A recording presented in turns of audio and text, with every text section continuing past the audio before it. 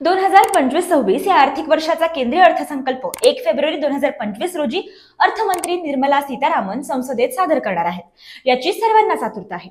पण तुम्हाला माहितीये का, इतिहासात एकदा केंद्रीय अर्थसंकल्प लीक झाला होता।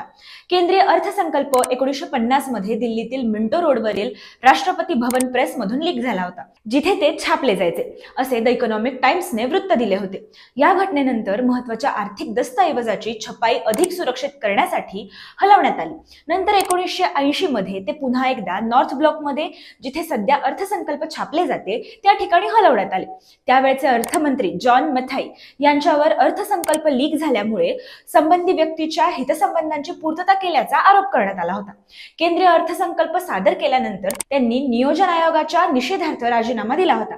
या प्रकरणामुळे आता अर्थसंकल्प तयार करण्यात गुंतलेल्या अधिकाऱ्यांना कठोर लॉक इन कालावधीत ठेवले जाते, ज्या दरम्यान त्यांना गुप्ततेचे रक्षण करण्यासाठी बाहेरील जगापासून वेगळे केले जाते।